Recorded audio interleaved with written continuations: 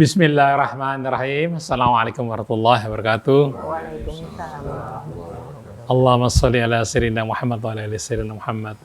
Alhamdulillah kita berjumpa lagi pagi ini, pagi yang begitu cerah, masih di tempat kediaman Ustadz Husein Alatas.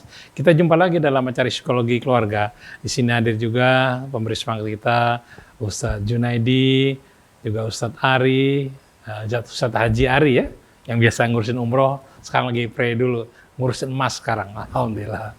Barokah ya untuk Haji Ari. Baik, sini Ustadz Husein juga sudah hadir di sini, tentu saja sudah hadir karena ini di tempat kediaman beliau, juga Ustadz Abu Bakar dan Mbak Hajah Nur dan Atep, juga Hafiz. Kasus yang masuk adalah tentang pertanyaan secara hukumnya, orang yang dari hasil zina itu, apakah nanti ayahnya ketika dia dewasa nikah, bolehkah dia menikahkan si ayah kandungnya itu? Kemudian satu lagi, seorang ibu yang punya hambatan komunikasi, baik kepada suaminya maupun kepada ibunya. Padahal dulu tadinya lincah ini, perempuan ini. Baik, nanti akan dibacakan detailnya oleh Mbak Nuning. Assalamualaikum Ustadz Husein, Ustadz Abu Bakar. Kita mulai acara ini dengan membaca Al-Fatihah.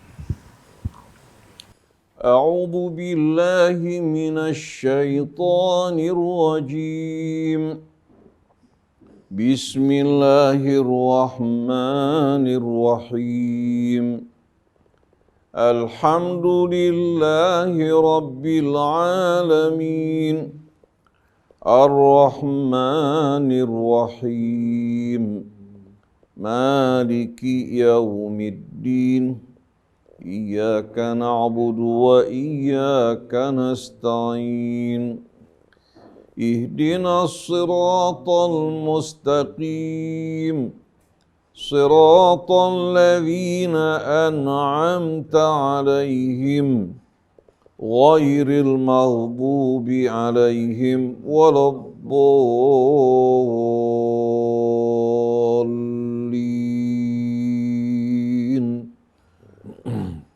Ya Iwan dan Awat, mudah-mudahan dengan membaca Al-Fatihah tadi bisa menjadi wasilah untuk kita bagaimana menghadapi berbagai macam problem yang kita hadapi. Allah kasih kemudahan. Oke, untuk detailnya akan dibacakan oleh Mbak Nuning. Gimana kasusnya Mbak Nuning? Baik, Mas Krisna. Assalamualaikum warahmatullahi wabarakatuh. Ikhwan akhwat rahimakumullah. Juga Ustadz Husein dan Pak Abu Bakar. Hari ini kita juga tambah mahir setelah mendengar jawaban dari permasalahan ini. Yang pertama sebetulnya pertanyaan yang juga dilontarkan dari kasus minggu sebelumnya. Kalau pertanyaannya adalah seperti yang tadi Mas Krisna bilang, kalau wanita belum berkeluarga, siapa yang menjadi walinya ketika menikah? Padahal dia dengan catatan seperti tadi, ayahnya bukan ayah kandungnya.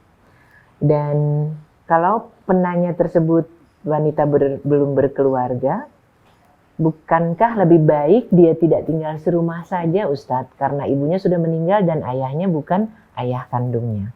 Itu dari pertanyaan yang pertama. Terus yang kedua, di mana seorang wanita merasa gangguan komunikasinya luar biasa, dia merasa mudah sekali kesal dengan pasangannya dan sering sekali merasa kesepian. Tetapi yang pasti adalah hubungan komunikasi dengan ibunya begitu sulit sekali dirasakan.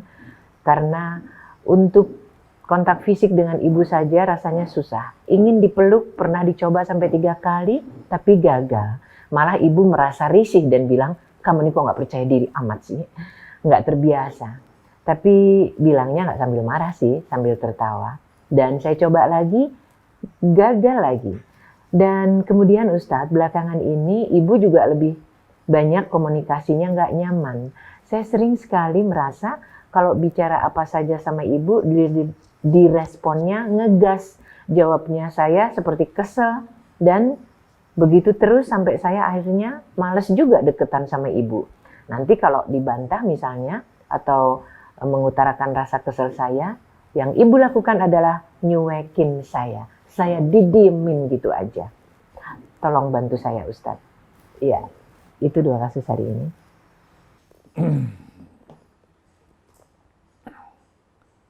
A'udzu billahi minasyaitonir rajim. Bismillahirrahmanirrahim. Alhamdulillahi rabbil alamin. Hamdan katsiran tayyiban mubarakan fih kama yuhibbu rabbuna wa yarda. Allahumma salli wa sallim wa barik ala abdika wa rasulika Sayyidina Muhammadin wa alihi wa sahbihi wa sallim. Subhanak la ilma lana illa ma 'allamtana innaka antal alimul hakim. Wa la haula wa la quwwata illa billahil aliyyil azim. Rabbana zidna ilman wa alhiqna bis salihin.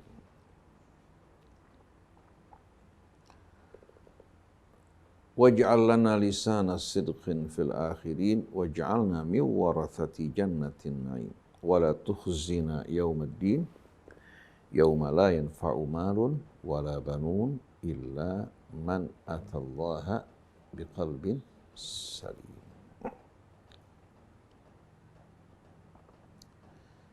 Amma ba'du. Ikhwan akhwat pendengar pemirsa radio TV Silaturahim yang dirahmati Allah Subhanahu wa taala. Ustadz Abu Bakar Baraja, Ustadz Muhammad Krisna, Ibu Hajjah Nur.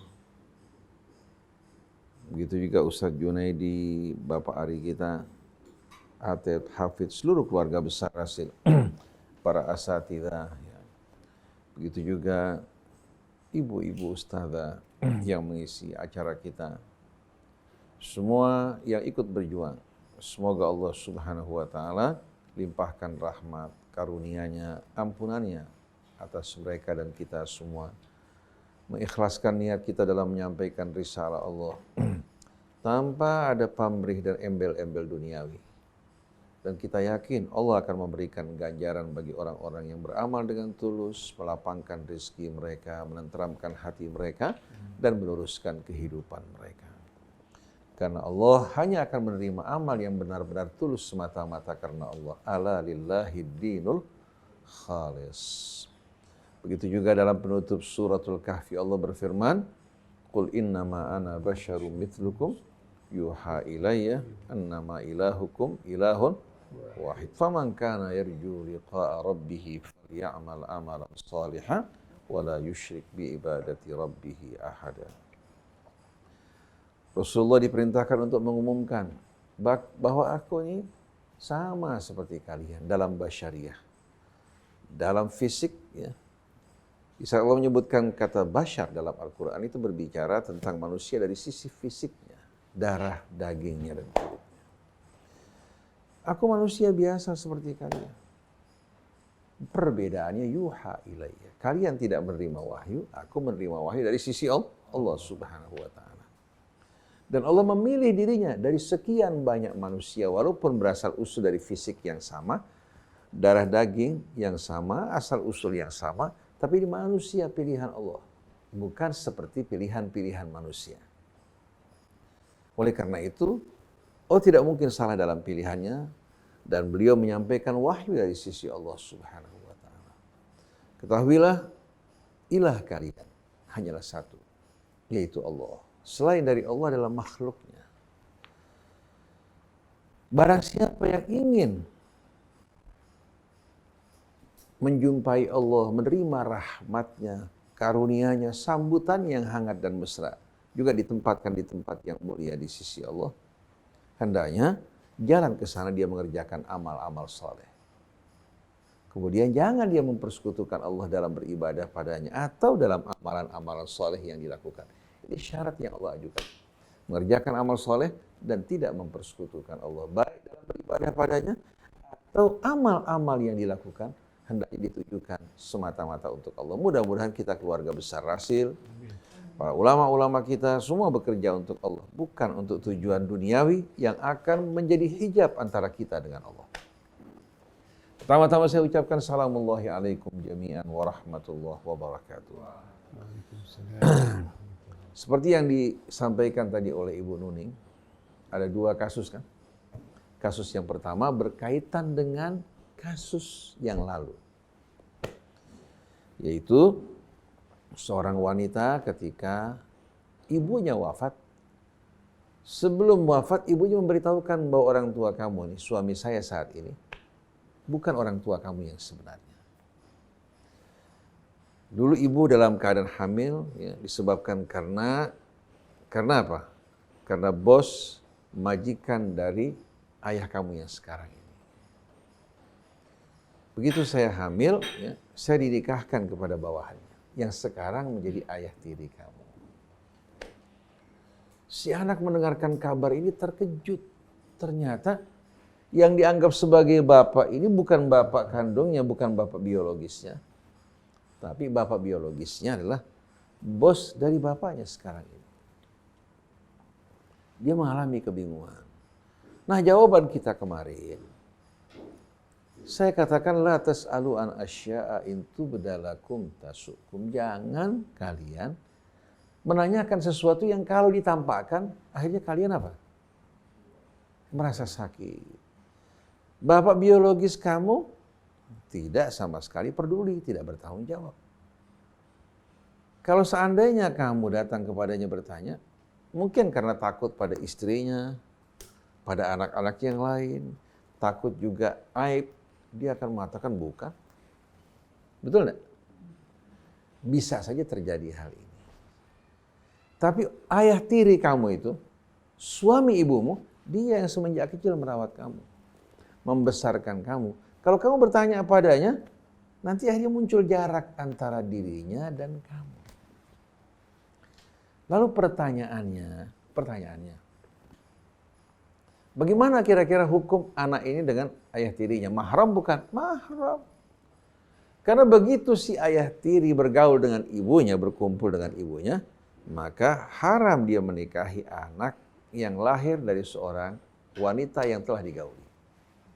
Min nisaikumul lati dakhaltum bihin.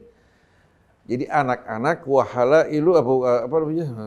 Warabaibukumul lati fi hujurikum min nisaikumul lati dakhaltum bihin fa in lam takunu dakhaltum bihinna fala junaha alaikum. Di antara wanita-wanita yang diharamkan untuk kita nikahi adalah wanita-wanita yang berada di bawah asuhan kita dari wanita yang telah kita gauli. Itu haramnya selama-lamanya. Kecuali kalau kalian belum menggauli apa? Ibunya kalian boleh menikah dengan anaknya. Jadi status wanita ini dengan ayah tirinya mahram, haram bagi si ayah untuk menikahi.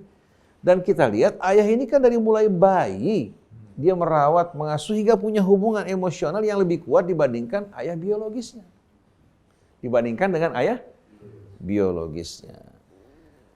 Anak ini lahir tumbuh ya di saat ibunya menjadi apa? Menjadi istrinya. Artinya berada pada ranjangnya. Betul enggak? Sedangkan ayah biologisnya walaupun dia menjadi penyebab kelahiran, tetapi apa? Tetapi dia tidak bertanggung jawab.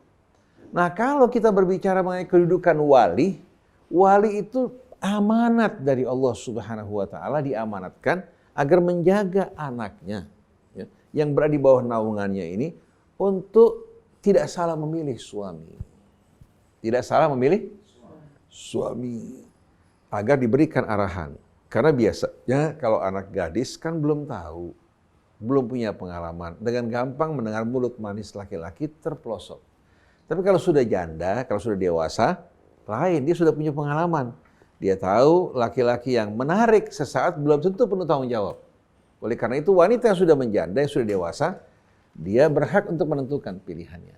Tapi kalau dia gadis, belum punya pengalaman, wali tidak memaksakan dirinya, tapi melihat pilihannya atau wali menawarkan, lihat bagaimana pendapat anak tersebut.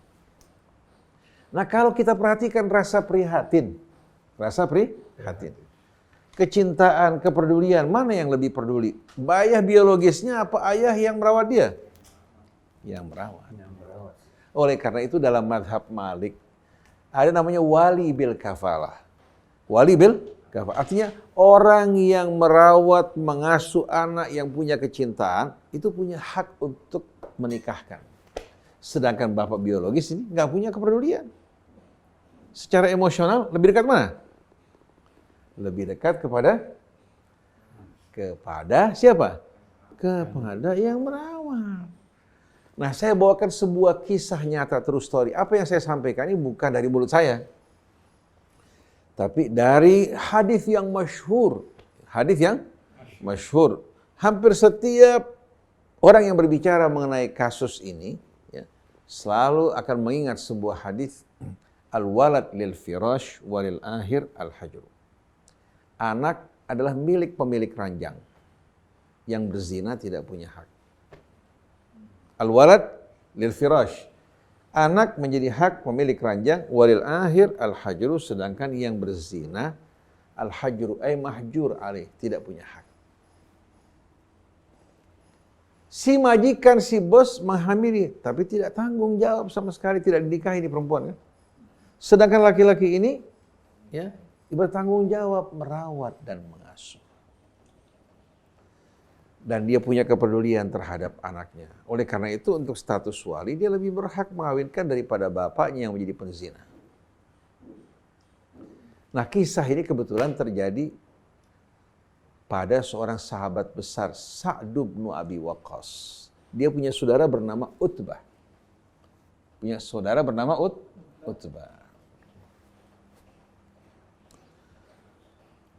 Utbah sebelum wafat, dia wanti-wanti berpesan pada Sa'd bin Abi Waqqas, seorang sahabat besar.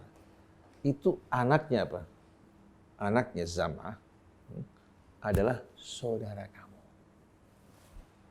Saudara kamu. Jadi Zam'ah mempunyai seorang wanita. Pada masa jahiliyah rupanya selingkuh. Dengan siapa? Dengan Utbah. Pada saat itu wanita ini adalah istri dari Zam'ah. Istri dari Zam'ah. Dia selingkuh dengan wanita ini hamil. Punya? Lalu pada Fathu Mekah, Sa'd bin Abi Waqqas ambil anaknya, dia mengatakan, hadza akhi, ini saudara saya. Ini saudara saya. Akhirnya Abad bin Zam'ah mengatakan, lah hadza akhi. Lahir dari seorang wanita yang menjadi istri ayah saya. Akhirnya datang ke hadapan Rasul SAW. Saat mengatakan, ya Rasulullah, Utbah berpesan pada waktu hidupnya bahwa anak Zam'ah ini yang fulan adalah saudara saya. Anak saudara saya. Anak saudara saya, karena Utbah sama Sa'd bersaudara kakak beradik. Utbah berpesan, ya, bahwasanya anak Zam'ah ini, ya, adalah ponakan kamu. Ponakan kah? Kamu. Dan lihat wajahnya, wahai Rasulullah, mirip dengan Utbah. Mirip dengan Utbah. Abad bin Sa'd mengatakan, tidak, ini adalah saudara saya. Ini saudara saya. Lahir ya, dari ranjang ayah saya. Apa keputusan Rasulullah? Al-walad lil firash. Anak menjadi hak pemilik ranjang. Walil ahir, yang berzina, al-hajru, tidak punya hak untuk mengakui anak tersebut. Jadi kalau kita lihat status anak yang lahir ya, dari hubungan yang tidak baik ini, diperebutkan. Bukan seperti pandangan sebagian orang dikutuk 7 keturunan. Ini bohong besar. Masa anak nggak berdosa? Anak nggak berdosa? Bukan pelaku kejahatan, bukan pelaku perzinaan, anaknya sepanjang masa menjadi apa? Menjadi orang yang dijauhi. Lalu kita bertanya, bagaimana bapak ibunya yang berbuat dosa? Oleh karena itu hadis yang berbunyi, Ibnu zina syarru thalatha, anak zina yang terburuk di antara 3 orang, ayah, ibu, dan anaknya. Padahal yang berzina bapak ibunya, tapi yang terburuk adalah anaknya. Lalu Al-Bani mensahihkan hadis ini. Ini betul-betul satu taufik pensahihan yang bertentangan dengan firman Allah, wala taziru waziratun wizra ukhra. Nah, di sini banyak kita perhatikan ahlul hadis ya, yang lengah dari ayat-ayat Allah karena asyik menekuni hadis, lupa kepada ayat-ayat suci Al-Qur'an yang begitu jelas. Jadi kita lihat praktek dari Rasul mengatakan, ya Abad, dia saudara kamu. Atau ya Abad bin Zam'ah, dia saudara kamu. Sedangkan Utbah yang berzina ya, dengan ibunya, walil akhir al-hajju. Tidak punya hak untuk mengakui. Karena dia naiki ranjang orang lain. Menaiki ranjang orang lain. Begitu juga kalau orang nanam di kebun orang tanpa seizinnya. Itu tanamannya punya siapa? Kecuali kalau diizinkan nanam di kebunnya. Ini datang tahu-tahu dia nanam pisang di kebun orang. Itu pohon pisangnya punya siapa? Iya. Begitu juga. Orang yang berzina dengan seorang wanita yang punya suami, maka anak yang lahir, ya, dia tidak bisa mengklaim bahwa dia anak dia. Walaupun dia bapak biologisnya. Dan kita lihat bagaimana sikap Rasul terhadap anak ini. Karena istrinya Saudah bintu Zam'ah. Istri Rasul ini Saudah bintu Zam'ah. Rasulullah bilang, ihtaji bi anhu. Kamu berhijab dari anak ini. Walaupun dia statusnya sebagai saudara kamu, tapi bapaknya bukan bapak biologis. Faham enggak? Jadi antum melihat Saudah, dia perintahkan pada istrinya, kamu harus berhijab dari anak ini, walaupun anak ini ya, menjadi saudara kamu. Ya, karena ayah kamu sebagai pemilik ranjang. Di masalah zinanya nggak ada hukuman, Ustaz. Kan sudah meninggal Utbahnya. Utbah sudah meninggal dunia. Sudah meninggal dunia.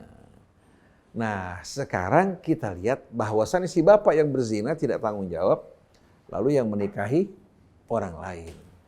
Sampai anak tersebut lahir, tumbuh dewasa, dirawat dengan baik.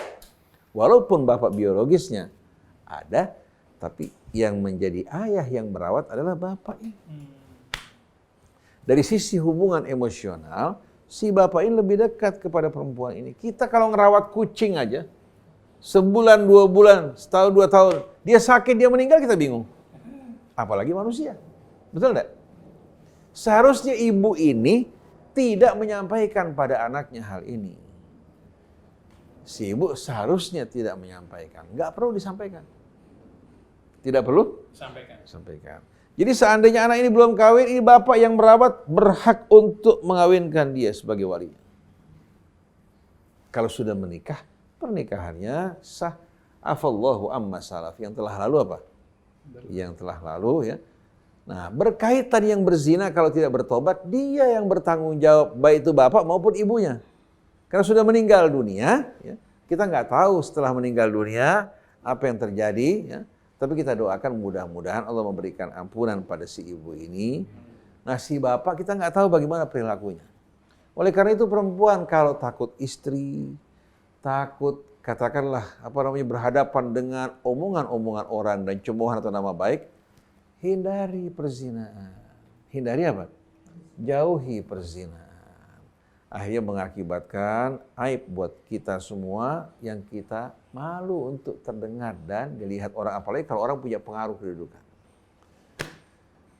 Tapi seandainya dia punya kecondongan, katakan istrinya sudah tua, dia masih memiliki gairah, dia menikah lagi. Lebih baik mendapatkan marah istri daripada menghadapi marahnya Allah Subhanahu. Tapi pandai-pandai, jangan sampai kesannya yang tua, ya, karena yang muda dicampakkan. Dia pergaul yang tua dengan cara baik-baik. Tapi kalau saya dia bisa bersabar, lebih baik bersabar karena konfliknya pasti apa? Akan berkurang.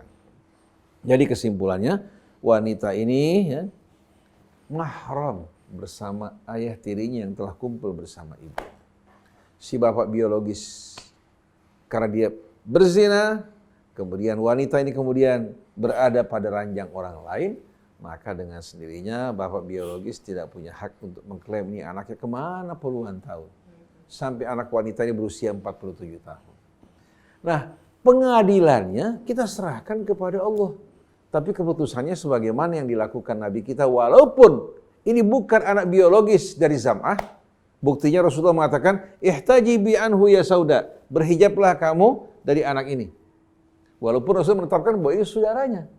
Tapi saudara seranjang. Bukan saudara apa? Bukan saudara ya dalam arti yang sebenarnya. Islam begitu indah. Oleh karena itu jangan kita membolimi anak-anak yang tidak berdosa ini. Didik mereka, perlakukan mereka dengan tanggung jawab. Tapi kalau ada seorang wanita hamil dari seorang laki-laki, wanitanya single, janda atau gadis, maka dalam kondisi seperti ini, tunggu sampai anaknya lahir, kemudian dinikahkan. Ada orang mengatakan, kenapa nggak lagi hamil dinikahkan Ustadz? Untuk menutupi malu. Lah malu yang cari siapa? Kalau kita nikahkan, akhirnya nanti laki-laki jadikan kebiasaan. Kalau kita ngelamar anak perempuan orang nggak dikasih, hamilin duluan. Bikin kecelakaan duluan, kan bahaya. Kita merestui perzinahan. Nah kalau mau menjaga malu juga, nikah formalitas boleh ya. Tapi tidak boleh bergaul. Sampai lahir, kemudian dinikahkan ulang. Kalau bisa pindah dari kampung tempat dia tinggal. Supaya ini anak jangan sampai jadi apa? Jadi omongan. Karena kalau yang jelek subhanallah orang demen ngomongin. Tapi kalau yang baik ditutupin. Betul enggak? Coba lihat di kampung-kampung kalau grupi. Yang baik apa yang bagus? Selalu yang jelek. Dan subhanallah jangankan di antara perempuan sama laki-laki. Perempuan paling seneng kalau lihat temannya dijelekin. Betul enggak?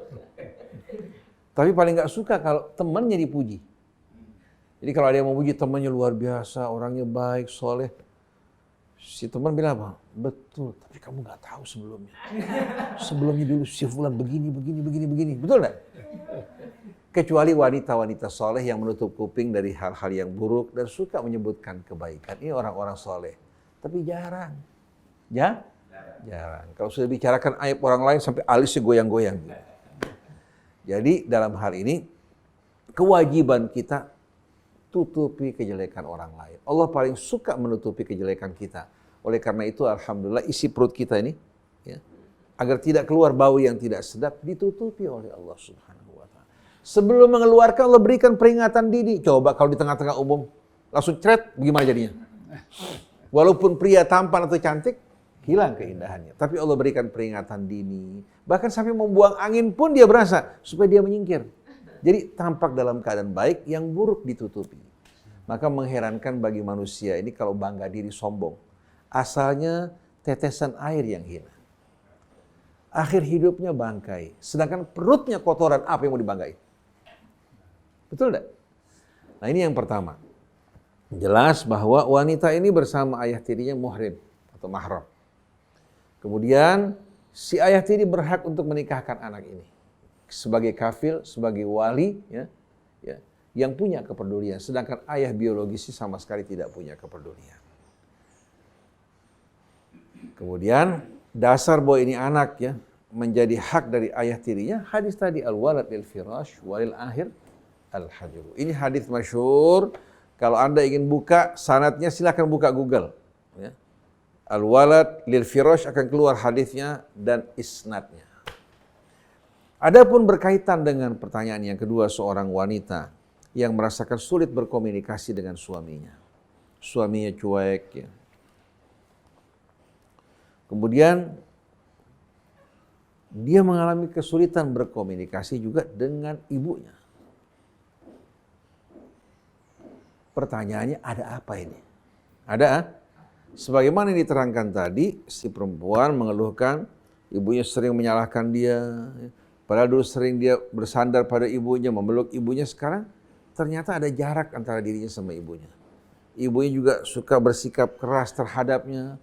Kalau dia membantah, dia mengkritik, si ibu langsung bersikap cuek. Nah ini ada yang perlu dipertanyakan. Ada apa? Apakah ini kesalahan suami? Kesalahan ibu? Apakah kesalahan sikap yang dilakukan oleh wanita ini? Oleh karena itu perlu wanita ini juga melakukan koreksi diri. Ada apa kira-kira? Apakah dia kurang dekat dengan Allah menjalankan sholatnya? Kurang mentaati perintah-perintah Allah? Kurang berzikir kepadanya? Karena pada saat seseorang kurang mendekatkan diri kepada Allah Subhanahu wa ta'ala, lama-kelamaan hatinya maupun ucapannya tidak terkendali. Dia mungkin nggak merasa, dianggap biasa. Tapi ibu atau suami bisa merasakan keanehan dari ucapannya. Tapi kalau seandainya ibu mendekatkan diri pada Allah, membaca ayat-ayatnya, memohon juga petunjuknya, hidayahnya, rahmat dan keberkahannya, insya Allah hati yang tenang akan mengeluarkan juga ucapan-ucapan yang tenang. Oleh karena itu ibu, ya, kalau ibu dalam jalan Allah Subhanahu wa Ta'ala, teman-teman ibu yang mengelilingi juga orang-orang yang dekat dengan Allah. Tapi di saat ibu jauh dari Allah Subhanahu wa Ta'ala, maka teman-teman juga yang mengelilingi ibu, teman-teman yang serupa. Akhirnya kita menganggap yang salah itu menjadi benar.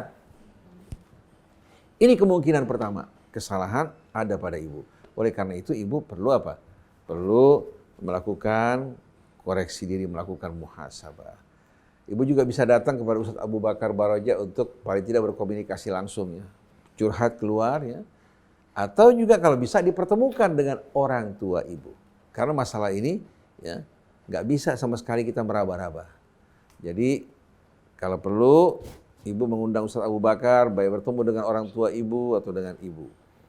Kalau terbukti penyebabnya ada pada suami dan orang tua, maka bisa diberikan nasihat orang tuanya. Bisa diberikan nasihat juga suaminya. Kalau tidak mungkin memberikan pengobatan dari jauh. Betul enggak? Seorang dokter dari jauh memohon apa? Ada seorang memohon apa? Petunjuk berkaitan dengan jantungnya. Kalau memberikan pertolongan pertama bisa. Tapi kalau meriksa dari jauh tanpa melakukan apa? Tanpa melakukan EKG, tanpa melakukan juga katakan apa?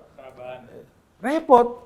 Si dokter bilang saya nggak bisa berikan pengobatan. Kalau untuk pertolongan pertama, kalau sesak napas, saya berikan makan obat ini bisa. Tapi kalau meriksa dari jauh, merupakan hal yang sulit. Begitu juga kasus ibu ini perlu diketahui dengan jelas sikap suami, begitu pula sikap ibu apa sebabnya. Anak kira kalau seandainya ibu bisa datang pada orang yang bisa memberikan nasihat kepada ibu bertiga, suami dan orang tua, insya Allah akan mudah menghadapi penyelesaian. Tapi yang paling penting, dekatkan diri pada Allah. Saya sampaikan pada ibu pengalaman pribadi saya. Kalau saya begitu lengah, kurang dekat dengan Allah, saya punya keadaan kacau balau. Urusan menjadi sulit, emosi gampang naik, kemudian gampang tersinggung, kesel dengan ucapan seseorang, ya. Itu semua akibat dari kita lengah dari Allah. Tapi begitu kita dekat dengan Allah, alladzina amanu wa tatma'innu qulubuhum bi dzikrillah, ala bi dzikrillahi tatma'innul qulub. Orang-orang yang beriman, kalbu mereka hanya akan tenang dengan berzikir pada Allah. Ketahuilah, hanya zikir kepada Allah yang akan memberikan ketentraman kalbu. Adapun harta, kedudukan, itu justru membuat malah kalbu meletup-letup, beriak-riak, tidak akan merasa ketenangan sama sekali. Oleh karena itu kesalahan kita ini manusia. Tubuh kita berasal dari tumbuh-tumbuhan bumi, dari hewan-hewan juga yang berasal dari tumbuhan bumi. Kalau kita lapar, ya, kita mengkonsumsi apa yang tumbuh dari bumi. Tapi kalau jiwa kita resah, gelisah, kalau kita ajak wisata ke sana, makan kemari, tidak akan selesai. Penyakitnya akan semakin parah. Karena ini mirip dengan obat bius. Hanya untuk menghilangkan sesaat, setelah itu penyakitnya semakin. Oleh karena itu, karena jiwa kita, hati kita, ruh kita berasal dari tiupan Allah Ta'ala, kembalikan kepada Allah dengan berzikir padanya. Insya Allah jiwa kita akan tentram. Jadi ibu, kembali kepada Allah Subhanahu wa Ta'ala, dekatkan diri, membaca ayat-ayatnya, meresapinya, insya Allah ibu akan temukan sebabnya. Nah, kalau ibu ingin bertemu sama Abu Bakar, bisa hubungi beliau langsung, atau kepada orang-orang yang ibu percaya, ya, bisa memberikan nasihat untuk ibu, untuk kedua orang tua, untuk orang tua maupun suami, lakukan hal tersebut. Jangan dibiarkan berlarut-larut. Wallahu a'lam. Masya Allah. Jadi ikhwan akhwat, nutrisi untuk fisik dan untuk ruhani itu jelas sekali berbeda sebagaimana yang tadi kita simak, ya. Makanan apapun tidak akan pernah bisa membuat keamanan dan kenyamanan bagi kelaparan ruhani, dan hanya bersandar kepada Allah semata lah segala sesuatunya bisa membuat kita melangkah dengan jauh lebih aman. Tapi bagaimana aplikasinya, bagaimana melakukan semua tadi itu kalau seandainya kita masih gamang? Nah, Pak Abu Bakar akan lebih memudahkan kita, insya Allah. Mari kita simak. Bismillahirrahmanirrahim. Assalamualaikum warahmatullahi wabarakatuh. Waalaikumsalam. Alhamdulillah. apa yang terurai tadi oleh Ustaz Husin, jelas adanya bahwa secara hukum sudah teratur. Tapi yang perlu kita perhatikan, ketika itu suatu aib, sebaiknya kita tutup.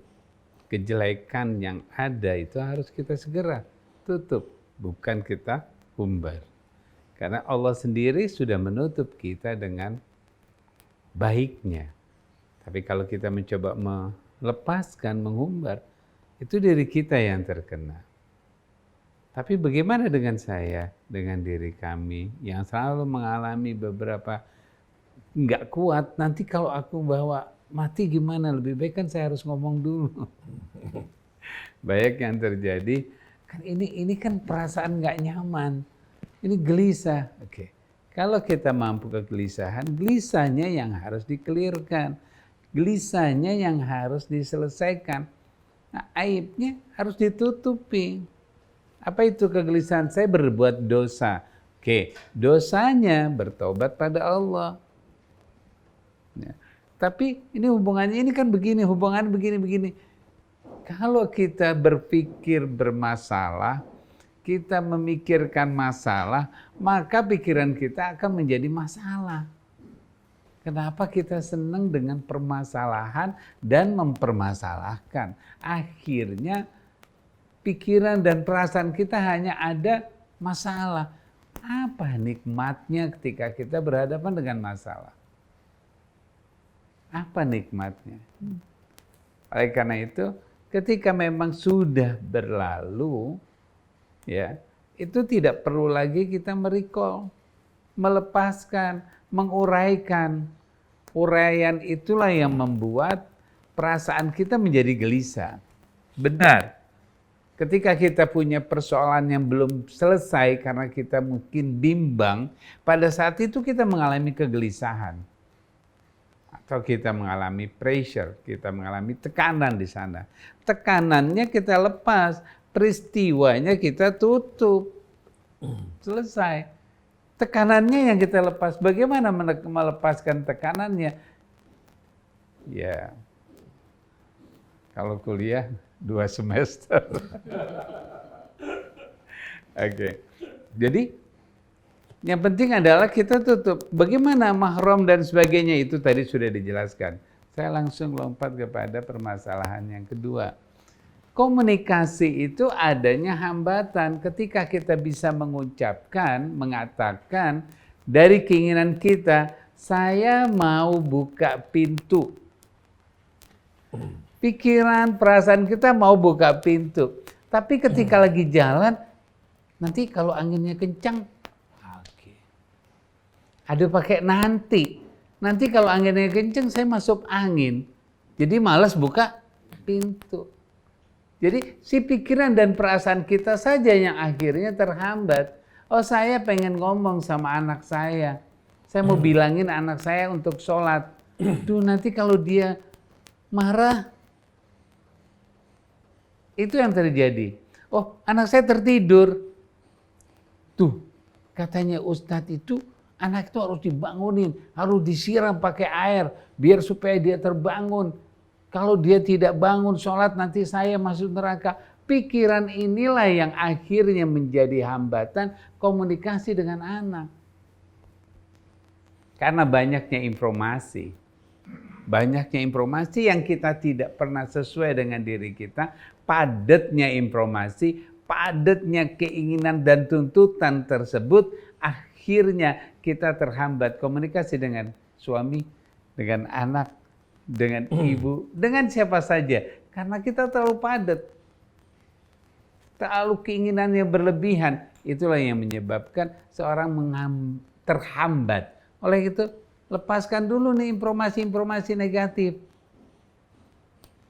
Kita harus berani melepaskan. Ketika informasi negatif itu kita dengar, itu bukan punya kita. Berikan kepada yang lain. Yang mau, yang nggak mau biarin. Jadi bagaimana hambatan tersebutlah yang kita harus lepas. Bukan mempermasalahkan siapapun, tapi apa? Mungkin kita terhambat dengan orang tua. Karena kita baru memeluk saja orang tua yang mengatakan, ih kamu kolokan banget sih. Kalau tadi disebutkan seperti itu. Ih risih ibu, kamu udah tua, udah punya suami juga masih. Oke. Nah, jadi ada dua hambatan. Si ibu mengalami hambatan, si anak mengalami hambatan. Sedangkan sentuhan kepada orang tua saja sudah mulai terhambat, dia juga merasakan, kok aku nggak enak ya. Aku kalau sudah meluk ibu, kalau yang tadi, udah deh, mama kalau ngomong ngegas deh. Nah, kata-kata seperti ini sebetulnya bisa saja orang tuanya tidak menggas, tapi kita punya image. Kita punya bayangan, aduh mama marah nih, habis dipeluk mama marah nih. Jadi bayangan marah, padahal cuma ngomongnya sedikit saja. Gini, tuh kamu sudah begitu deh, nah sekarang lihat nih buka kamu. Tuh mama udah ngegas saya nih. Padahal mama cuma memberikan informasi kondisi dirinya. Inilah yang memberikan hambatan komunikasi. Banyak komunikasi yang terhambat dikarenakan pikirannya sendiri. Pikirannya sendiri bukan di antara kita karena susahnya. Terus bagaimana dong saya harus memulainya agar supaya bisa terlepas komunikasi saya. Ya, kalau kita lagi berada di satu tempat, pikiran kita ada di tempat itu. Kalau kita ingin melakukan sesuatu, fokus perhatian kita kepada sesuatu tersebut, tidak lagi apa yang akan terjadi. Mau buka pintu tapi pikirannya nanti angin masuk ke dalam tubuhnya yang disebut masuk angin. Enggak ada. Enggak terpikir itu. Kalau melihat bahwa angin kencang di luar, terus kita buka pintu namanya kita menyerahkan diri. Nah itu pikirannya enggak jelas. Tapi kita harus lihat, oh angin kencang, saya tidak mau buka pintu. Nah itulah yang berpikir. Bagaimana berpikir saat ini? Bukan yang akan terjadi. Bukan pula yang lalu. Dulu waktu saya ngomong sama mama itu, waktu saya kemarin saya ngomong sama mama ngegas. Sekarang saya mau ngomong jadi takut. Bukan yang kemarin. Yang kemarin mama lagi sakit gigi. Mama lagi sakit gigi, kalau kita ngomong pasti ngegas. Marah, kesel. Habis kita cerewet. Itu yang membuat prosesnya. Oleh karena itu, apa yang akan kita lakukan, perhatian kita. Itu yang kita komunikasikan. Lepaskan, saya mau apa, itu yang dikatakan. Bukan seringkali seseorang itu ketika melakukan sesuatu, tapi pikirannya di luar. Nah itu yang sering terhambat. Oleh karena itu, mulai dalam berkomunikasi itu, perhatikan apa yang akan dikatakan. Bukan apa yang terjadi. Apa yang kita akan katakan? Setelah kita mengatakan, serahkan pada Allah. Ya Allah, saya sudah nyampaikan. Dia mau marah, dia mau suka, dia mau senang, dia nggak mau senang. Itu urusannya. Ketika dia mengatakan, ngomongan kamu nggak bagus. Oh, bagus? Oh enggak, saya akan perbaiki. Selesai. Nah itulah proses di mana diri kita mampu mengenal diri kita. Proses diri kita mampu melihat apa yang kita sudah lakukan.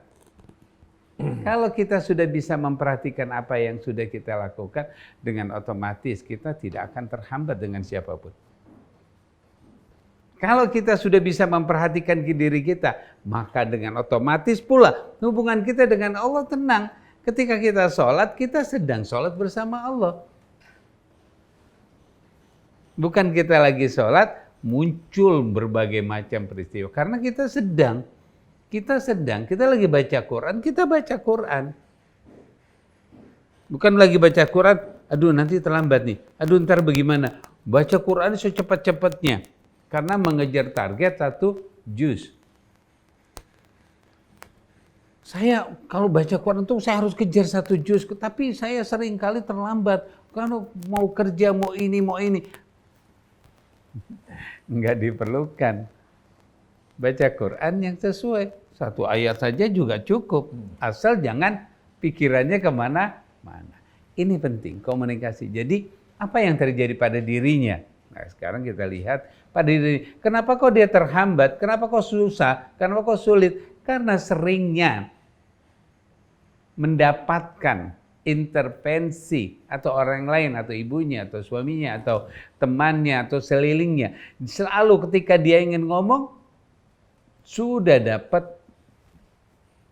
tekanan, stereotip. Apalagi itu yang membuat seorang merasa dirinya, aduh aku seperti ini. Jadi dia melabelkan dirinya sendiri. Dia merasakan pada dirinya sendiri. Dia menekan dirinya sendiri.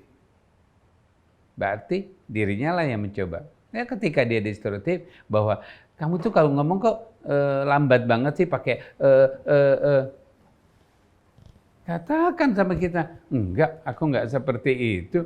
Jadi kita enggak mengikuti apa yang orang ngomong. Kadang-kadang orang suka iseng. Kita ngomong keras. Kita ini ngomong keras. Kita ngomong biasa gini. Apa-apa kok enggak dengeran, kamu pelan sih kalau ngomong. Itu orang yang suka iseng. Yang membuat seorang lain menjadi takut ngomong karena ngomongnya pelan. Dianggapnya ngomongnya pelan. Saya mendapatkan satu peristiwa. Dia padahal ngomongnya biasa. Tapi kalau ngomong akhirnya merendahkan diri. Saya. Loh, coba. Saya suruh lepas gitu. Lama baru bilang, saya. Okay. Apa yang terjadi? Setelah itu, iya, saya tuh dulu dari SMP itu, kalau saya ngomong teman-teman bilang gini, ngomongnya pelan banget sih. Dong suaranya dong keluarin. Jadi itu menjadi labelisasi dia. Bahwa dia suaranya pelan. Maka dia akan gunakan pelan. Maka bahayanya masyarakat yang suka iseng-iseng membuat orang lain menjadi tertekan. Meledek, sekarang nama istilahnya membuli. Itu kalau dia anak sudah terbuli seperti itu, anak itu akan tertanam sampai kapanpun. Siap. Oleh karena itu, kita sebagai seorang Islam jangan membuat seorang itu menjadi terbidana pada dirinya. Ya, pada dirinya sehingga dia merasakan dirinya tersiksa dari omongan orang, dari omongan orang tua. Kadang-kadang orang tua juga membulinya. Nah, apa yang begini yang kamu mau kerjain nih? Nah, mau pecahin lagi deh. Itu yang membuat akhirnya si anak ya gersak-gerusuk jalannya. Memberi label ya. Melabelisasi pada dirinya. Ketika anak itu sudah merekam labelisasi dirinya, seumurnya dia rekam terus. Dia melakukan itu. Ya, kalau nutup kenceng, begitu dia pelan, tumben. Dia bilang, tumben pelan, biasanya kenceng. Oh iya, tadi salah lah pelannya. Jadi nutup pelan pintu itu salah. Di labelnya, di pikirannya. Karena kita sudah menjudge dia, mengatakan, tumben nutupnya pelan, biasanya gedebak. Nah, akhirnya itu label saya. Nah, inilah hambatan-hambatan pada individu, pada seseorang ketika dia sudah mendapatkan hambatan tersebut, interaksi dia dengan yang lain ini pasti terhambat. Oleh karena itu, ketika kita merasa dirinya kita terhambat dengan siapapun, fokuskan diri kita. Apa yang kita sedang lakukan? Apa yang kita akan lakukan? Munculkan, beranikan bahwa saya sedang. Cukup. Insya Allah kalau diri kita mampu mengatakan bahwa saya akan, bukan yang terjadi, maka yang akan terjadi pikiran, peristiwa, ketakutan kita akan tergeser. Insya Allah. Terima kasih. Masya Allah. Jadi ikhwan akhwat, kalau kita renungkan apa yang dibahas Ustadz Hussein dan Pak Abu Bakar, apa yang sudah kita lakukan pada keluarga kita, pada anak-anak kita, pada lingkungan kita. Tapi sebaliknya kalau kita yang menjadi anak seperti yang tadi, dan Ustadz Hussein juga katakan cari ahlinya untuk memperbaiki segala sesuatunya, karena bukanlah hal yang mudah untuk mengubah sendiri segala sesuatu yang sudah bertahun-tahun menjadi kebiasaan kita. Terus harus gimana dong? Kayaknya perlu ditambah deh Ustadz. Silahkan, kita masih punya waktu 10 menit. Bismillahirrahmanirrahim. Seperti yang disampaikan Ustadz Abu Bakar, bahwa pembulian itu bisa menimbulkan sugesti yang amat negatif. Begitu juga kata-kata yang memberikan harapan. motivasi itu juga membuat orang dapat bangkit dari mana? Dari kejatuhan. Seperti yang pernah kita sampaikan berkaitan dengan kisah nyata di Mesir yang difilmkan ya, untuk menjadi kisah motivasi. Bagaimana seorang yang selalu merasa dirinya nahas. Dia merasakan hal ini karena setiap kali gagal, orang tua, lingkungan mengatakan kamu nih memang tidak bisa kerja. Selalu kamu membawa sial. Dia saudara-saudara kamu yang lain. Akhirnya tumbuh ya, hal ini apa? Menjadi apa? Menjadi sesuatu yang pelan-pelan mengakar ya, melahirkan sugesti yang negatif. Sampai dia lulus sekolah, berumah tangga, dia selalu merasa dirinya ini membawa sial. Apalagi kalau istrinya mengatakan, ternyata kamu ini benar seperti yang orang tua kamu katakan. Atau sampai akhirnya dia berencana untuk mengakhiri hidupnya. Karena dia merasa lingkungannya tidak menerima dirinya. Ketika dia akan membuat dirinya tertabrak oleh kereta api, ternyata dia selamat, bertemu dengan orang tua. Orang tua ini rupanya orang tua bijak, punya pengalaman. Bukan tahu yang gaib. Ditanya, kenapa kamu akan bunuh diri? Dia mengatakan, saya merasa diri saya nahas. Kamu salah. Tahu gak kamu? Saya melihat hari depan kamu justru baik. Sebentar lagi kamu akan betul-betul meraih keberuntungan. Kalau kamu akhiri hidup kamu, kamu akan menyesal. Ini kesempatan buat kamu. Lakukan setelah ini, kamu akan mengalami perubahan. Akhirnya laki-laki ini melihat orang tua yang kelihatannya bijak memberikan ucapan seperti ini, langsung kepercayaannya muncul. Subhanallah, begitu dia mulai pekerjaan sukses. Mulai pekerjaan sukses. Lama-kelamaan dari mulut yang negatif yang didengar mulai pujian. Termasuk istrinya yang tadinya sering cemberut, sering merasa suaminya membawa sial, mulai begitu menerima peruntungan sekali, 2 kali, 3 kali, berubah keadaannya. Semua dari sugesti yang positif. Begitu laki-laki ini sukses, dia datang ke daerah, ya, tempat dulu dirinya ingin mengakhiri hidupnya, mencari orang tua tersebut. Ditemukan orang tua tersebut. Ya. Saya bersyukur mendengarkan ramalan Bapak hingga saya bisa kembali percaya diri. Si Bapak mengatakan, saya bukan meramal, saya nggak tahu yang gaib. Tapi saya melihat diri kamu sedang berputus asa. Saya yakin bahwa Allah Maha Pengasih lagi Maha Penyayang. Bukankah Allah mengatakan fa inna ma'al usri yusra? Bersama kesulitan pasti ada kemudahan. Kamu hanya melihat kesulitannya. Saya perlihatkan pada kamu kemudahan yang Allah janjikan. Jadi jangan kamu pernah berputus asa. Si laki-laki semenjak saat itu betul-betul apa? Punya percaya diri. Ini merupakan true story, pelajaran buat kita. Nah, kasus yang lain kebalikannya. Saya tinggal di Mesir, kebetulan tinggal di satu flat. Bersama beberapa orang teman. Salah satu teman saya ini kebetulan, karena belum terdaftar di sekolah, suka tidur. Tidur. Tapi dia rajin bersihkan rumah apa semua. Nah, jamaah-jamaah yang lain di sekitar ini, kadang-kadang mungkin pembawaan dari Jakarta, pembawaan dari wilayah masing-masing, kan biasa orang Jakarta suka ngecak orang. Ente ini maghrum, bahlul. Yang lain ikut-ikutan. Alhamdulillah saya nggak pernah sekalipun juga. Saya bilang jangan. Akhirnya setiap hari dia mendengarkan kata-kata bahlul, majnun, maghrum. Setiap dia berhubung kesalahan, padahal dia tadinya normal. Subhanallah. Akhirnya betul-betul karena sering mendengarkan kata-kata tersebut dari teman-teman lingkungan dia berasal, lama-kelamaan apa? Benar-benar sakit dibawa ke rumah sakit Abbasiyah. Rumah sakit Abbasiyah sama dengan rumah sakit Grogol. Mustashfal Majanin, rumah sakit untuk orang-orang yang gila. Akhirnya dirawat di rumah sakit, di sana di strom dan lain sebagainya. Tapi untuk bisa pulih susah. Akhirnya orang ini dipulangkan ke Indonesia. Tapi nggak ada teman. Berangkat dari Indonesia kan transit di Thailand. Dari Thailand baru melanjutkan ke Singapura, kemudian ke Jakarta. Sedangkan orang ini bukan orang yang sehat. Transit di Thailand bisa 6-7 jam. Akhirnya begitu turun di Thailand, karena dia menunjukkan perlakuan orang-orang yang gak waras, diambil oleh pihak kepolisian, dibawa ke rumah sakit jiwa di Thailand. Yang di Jakarta menunggu kok nggak sampai-sampai. Akhirnya kontak ke Mesir, dia sudah berangkat dengan penerbangan ini. Akhirnya terpaksa keluarganya mencari jejak.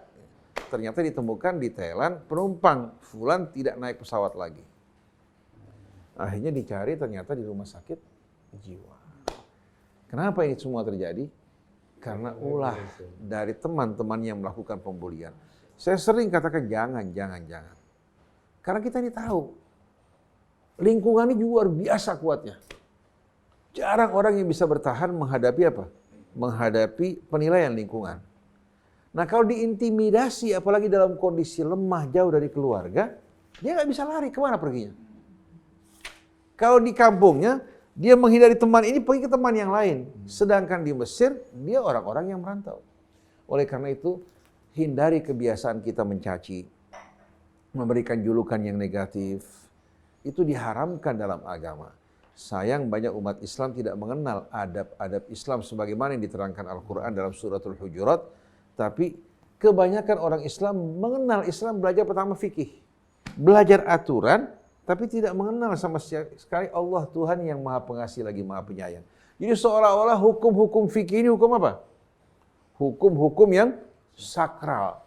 Padahal fikih sebagiannya pendapat manusia. Kecuali yang datang dari syariat Allah. Dan tidak pernah Allah membolimi, menganiaya hambanya. Bahkan melarang kita mencaci orang. Membolimi orang. Sampai memandang orang dengan pandangan yang menyakitkan. Nggak boleh sama sekali. Saya mau tanya dari mana datangnya tradisi di tengah-tengah umat Islam ini yang akhirnya mempermalukan Islam. Padahal Rasulnya wa marsalnaka illa rahmatan lil alamin. Oleh karena itu, ciri-ciri keislaman seseorang yang benar, akhlaknya benar dan baik. Min husni islamil mar'i tarkuhu ma la ya'ni.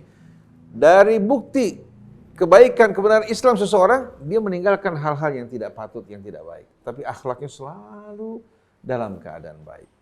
Nah, berkaitan dengan wanita ini, bisa saja mengalami intimidasi ya, dari ucapan ibu. Si ibu nggak menyadari. Begitu juga dari ucapan suami. Mungkin suami terkadang dalam keadaan jengkel, kadang apa. Nah, ini menimbulkan tekanan buat dia. Oleh karena itu alangkah indahnya kalau seorang terbuka. Bertanya umpamanya pada suaminya, apa kesalahan saya yang saya mesti perbaiki. Begitu juga pada ibu. Jangan ibu perlakukan saya seperti ini, akhirnya membuat saya apa? Membuat saya tertekan. Perlu ada komunikasi. Miskomunikasi ini paling berbahaya. Miskomunikasi paling berbahaya. Bisa suami istri hanya karena miskomunikasi bercerai. Begitu juga anak karena miskomunikasi dengan ayahnya atau ayah tidak tahu memperlakukan anaknya, si anak akhirnya melakukan tindakan-tindakan untuk mencari perhatian pada ayahnya. Padahal sebetulnya dia tidak ingin melakukan ini, tapi ingin melihat orang tuanya melihat dirinya. Apalagi kalau bapak ibu memuji anak satu, Masya Allah, pulang begini sekolahnya, cerita sama teman-temannya, kemudian juga penghasilannya luar biasa. Selalu bawakan sesuatu untuk ibu, gak seperti kamu. Ini bahaya besar, bahaya besar. Seharusnya bapak ibu mengatakan, Alhamdulillah, kamu syukuri nikmat Allah. Kalau sekarang kamu belum bisa, sebentar lagi kamu bisa. Jadi ayah berikan harapan buat semuanya, bukan matikan satu untuk mengangkat yang satu. Ini sama dengan belah bambu. Sama dengan belah bambu. Ingin mengangkat yang ini, tapi dengan menjatuhkan yang lain. Oleh karena itu, harus orang ayah memperlakukan anaknya dengan adil. Innallaha yuhibbu an ta'dilu baina auladikum hatta fit takbil. Allah paling suka kalian memperlakukan anak kalian dengan sampai dalam kecupan. Yang satu peluk, yang lain juga peluk. Jangan kita anggap hanya yang kecil mau dipeluk, yang besar juga pengen dipeluk orang tuanya. Saya merasakan, saya berikan pelukan sama, yang besar, yang kecil. Kalau satu pun sakit, yang besar, yang kecil, tidak ada bedanya. Kita perlakukan dengan sama. Dan saya udah adil belum terhadap kalian. Kalau ada kalian yang merasa diperlakukan tidak adil, silakan beritahukan. Karena bakal ditanya di hadapan Allah Subhanahu Wa Taala. Anak kan amanat di tangan kita. Jadi ibu lebih baik terbuka, jelaskan sama orang tua, sama suami, kira-kira apa kesalahan dia. Dia akan perbaiki. Dan ibu jangan lupa mendekatkan diri, karena mood ibu tergantung jiwa ibu. Kalau mood ibu negatif, tidak lepas dari diri ibu yang lengah. Tapi kalau ibu dekat dengan Allah, banyak berzikir kepada Allah, insya Allah moodnya positif. Sampai melihat yang tidak baik indah di mata dia. Sampai makan nasi pakai sambal dicuek. Cuma pakai lalapan enak luar biasa. Tapi kalau mood lagi negatif, walaupun ngadepin makan macam-macam nggak ada enaknya. Akhirnya ibu lihat suami menjengkelkan, mengesalkan, melihat ibu juga begitu. Ini aura dari setan. Tapi kalau ibu lakukan tenang bahagia, dekat sama Allah subhanahu wa ta'ala, suami tampan. Sampai tinggal satu giginya menarik. Dia orang tua juga menarik, ibu ingin dekat padanya. Dan subhanallah, pandangan ibu berpengaruh juga pada pandangan suami dan orang tua ibu. Begitu ibu punya pandangan positif, mood yang positif, orang tua ibu, begitu juga apa? Begitu juga suami ibu akan memandang ibu dengan indah. Karena subhanallah, saudara kita cermin kita.